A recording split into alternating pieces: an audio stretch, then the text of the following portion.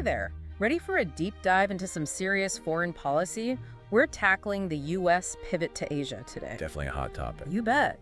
We've got this, well, frankly, a massive book, Lost Decade. Yeah, it's quite a read. It really is. It digs deep into this whole idea of the U.S. shifting its focus from, the Middle East over to the Asia-Pacific region. Right, a huge strategic move announced back in 2011, big fanfare. Exactly. But here's the kicker. This book argues that the pivot, despite all the hype, didn't actually hit the mark during the 2010s. It's a provocative argument for sure.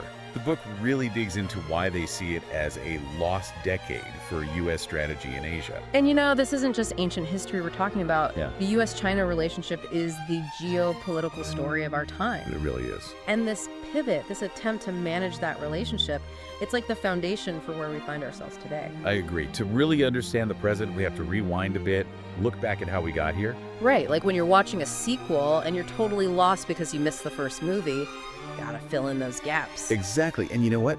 The historical context here is fascinating. Yeah. See, even before the pivot to Asia was officially a thing, we had the Clinton and Bush administrations, and they were already laying some groundwork. Oh, really? So they were already thinking about China and how to approach this rising power. Exactly. They saw China on the rise, recognized the need to counterbalance that growing power. Not super aggressively, but they were making moves. So like a pivot to Asia, the prequel, laying the foundation for what came later. I like that.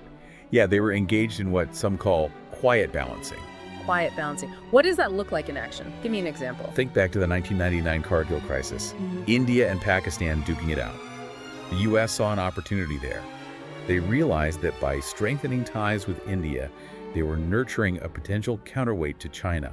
And around the same time, the U.S. started engaging more deeply with Southeast Asian nations, again with an eye on China's growing influence. So it's like they were carefully placing chess pieces on the board, setting the stage for the big pivot play that was to come. A very strategic game of chess indeed. And then enters Obama, stage left.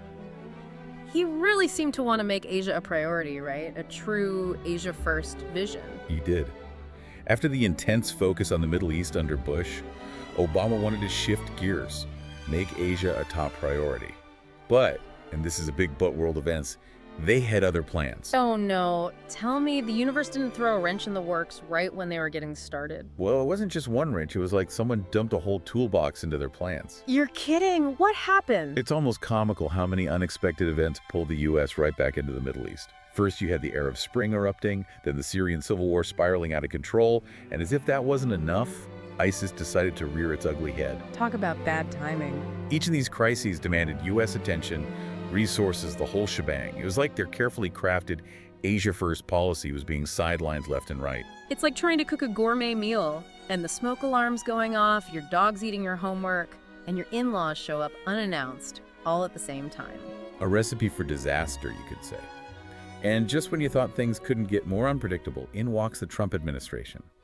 Known for their, shall we say, unique approach to foreign policy. You can say that again. Out with the subtle pivot, and in with, well, whatever you'd call the Trump years. Trump's approach was definitely more direct. He was all about economic competition with China, plain and simple. Tariffs were his weapon of choice.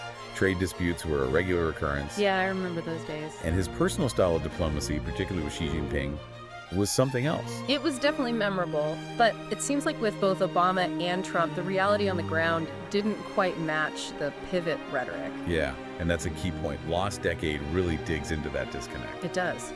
So was it a true pivot towards Asia, or just a flashy rebranding of existing policies? That's the million-dollar question, isn't it? So we're left wondering, was the pivot to Asia more show than substance, more talk than action? That's exactly what Lost Decade tries to unpack.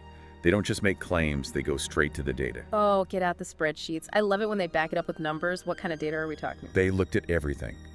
Presidential visits, diplomatic missions, military deployments, you name it. They wanted to see if the numbers really showed a genuine shift towards Asia. It's like they put the pivot under a microscope. Okay, so let's talk presidential visits. Those are usually a pretty big deal, right? Like a symbolic way of showing where a country's priorities lie. Absolutely. They analyzed those presidential trips to Asia between 2010 and 2020, and guess what? What's the verdict? While there was a slight bump during Obama's first term, things pretty much went back to pre-pivot levels in the second half of the decade. So much for leading by example. Did the Secretary of State, the top diplomat, maybe pick up the slack? More trips to Asia, perhaps? They tracked those trips too. And unfortunately, it's a similar story. You see these spikes in visits to Asia when the pivot was first announced, or around major events, but no real long-term trend away from the usual hotspots in the Middle East, Europe. So no dramatic shift in attention there, but what about actual boots on the ground? Did the U.S. beef up its military presence in Asia? This is where it gets interesting.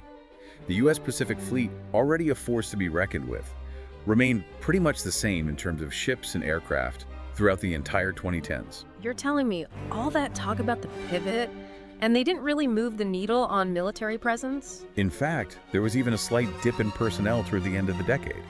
So not exactly the military flex one might have expected. Okay, so maybe not the muscle flexing they were hoping for.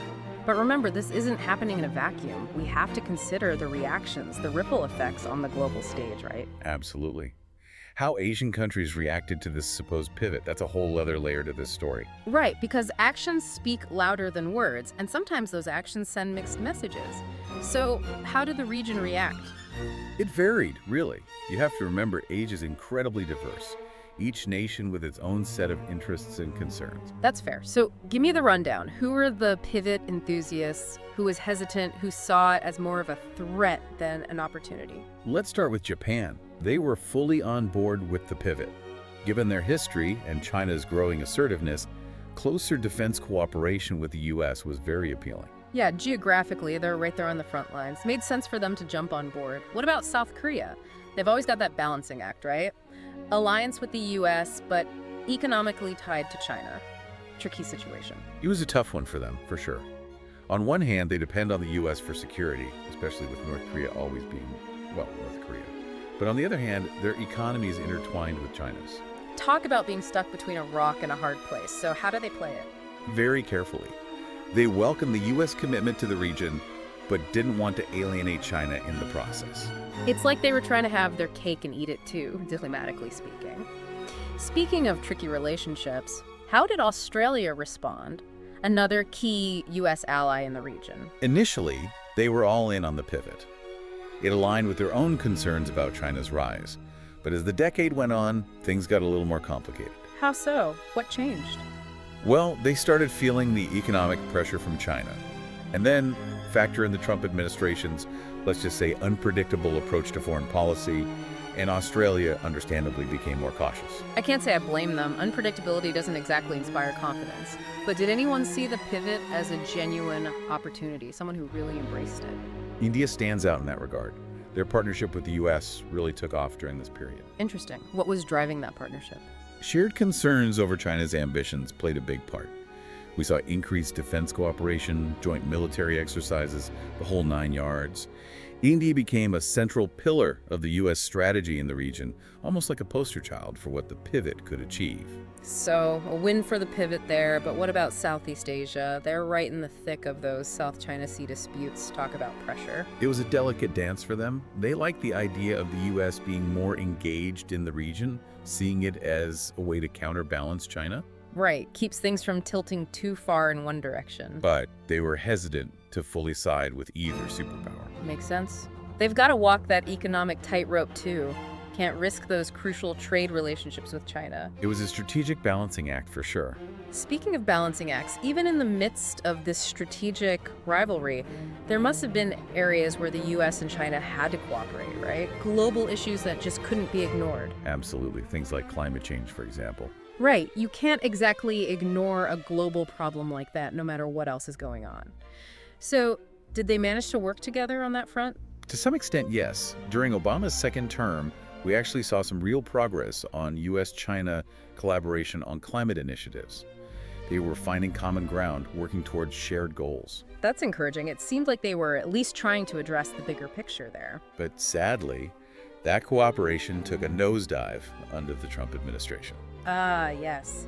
The era of America First often came at the expense of global cooperation, didn't it? It did. And climate change became yet another casualty of those escalating tensions between the two countries. Such a missed opportunity. It's frustrating. But speaking of global challenges that demand cooperation, Surely the COVID-19 pandemic, which originated in China, must have forced some level of collaboration, right? You'd think so, wouldn't you? A global pandemic, a common threat. You'd think it would bring countries together, but sadly, no. You're kidding. Are you serious? They couldn't even come together in the face of a pandemic. Instead of being a catalyst for joint action, a shared responsibility, the pandemic actually became yet another source of tension between the US and China. It's like every time there was a chance for collaboration, a chance to work together, it just slipped through their fingers. It's disheartening, to be honest. But we've talked a lot about the geopolitical maneuvering, the power plays. What about the human element in all of this? How did the U.S. approach issues of human rights and democracy within this pivot to Asia framework? That's the million-dollar question, isn't it? And there are no easy answers. Right, because it's a balancing act, isn't it? Trying to promote those values while also engaging with a powerful country that doesn't always play by the same rules. Exactly. And that debate about how much the U.S. should prioritize human rights, particularly when dealing with China, it's still very much alive. It's a tightrope walk, for sure. Finding that balance between national interest and upholding those universal values. It's a tough one, no doubt. But let's bring it back to the book's main argument, this idea of a lost decade. What's the final verdict from the authors? Did the pivot to Asia live up to the hype, in their view? To put it bluntly, they don't think so. They argue that, while the pivot might have sounded good on paper, the execution left a lot to be desired. So a case of good intentions, but falling short on the follow-through. They argue that the U.S. missed a real opportunity to solidify its influence in the region and effectively manage China's rise. A missed opportunity. That's a shame. But I'm guessing not everyone agrees with their assessment. You're right. There are other perspectives out there. Some argue that the pivot, even if it wasn't perfect, laid important groundwork for a more effective U.S. strategy in the region down the line. They see it as a starting point, a foundation to build on. So a matter of perspective and long-term vision, I suppose. But one thing's for sure, regardless of whether it was a lost decade or a period of laying the groundwork, the U.S.-China rivalry isn't going away anytime soon. Absolutely not. If anything, it's only intensified in recent years. And this is where we have to acknowledge a crucial point. The book only takes us up to 2020. Oh, right. And so much has happened since then. It's like the world put on a fast-forward button. We've had a global pandemic, a war in Europe, tensions over Taiwan escalating. It's a whole new ballgame. It is. So the question becomes, how do we make sense of the pivot to Asia in light of everything that's happened since? Right. Has the U.S. finally truly shifted its focus towards Asia in a way that's actually sustainable? Or are we stuck in this endless loop where other global crises keep pulling us away from fully committing to the Indo-Pacific? Those are the billion-dollar questions, wouldn't you say? Absolutely. We've got to find out. So here we are, standing on the precipice of, well, a whole lot of uncertainty. We've dissected the pivot to Asia, its triumphs, its stumbles, and now we're left facing a world that's even more complex than we could have imagined back when this whole pivot idea was taking shape. It's a different world, that's for sure. And the million-dollar question is, has the U.S. finally, truly shifted its focus towards Asia in a way that sticks? Right, because we've seen those false starts, those moments where the U.S. gets pulled in a million different directions. So where do we even begin to unpack this? Well, we have to acknowledge that the Indo-Pacific isn't just some regional backwater anymore. This is where the future's being written. For all of us. You're right, it's gone global. But it's not just about the U.S. and China anymore, is it? It's like everyone's trying to figure out their place in this evolving world order. It's a multiplayer game now, for sure. You've got Japan, India, Australia, all these key players with their own interests and ambitions. And then there are those simmering territorial disputes, like in the South China Sea, which could erupt at any moment. It's a powder keg. So how does the U.S. even begin to navigate this? What does a successful strategy even look like in this environment? Well, it has to be multifaceted, right? It can't just be about countering China. The U.S. needs to be thinking bigger, building a regional order that's resilient, inclusive, and attractive to its partners. Okay, so it's not just about military might anymore. It's about more than just military might, although that's still important. Of course. So let's talk about the military side of things first. What does a strong, smart military posture look like in this new era? Deterrence is key, right? The U.S. needs to send a clear message that aggression won't be tolerated.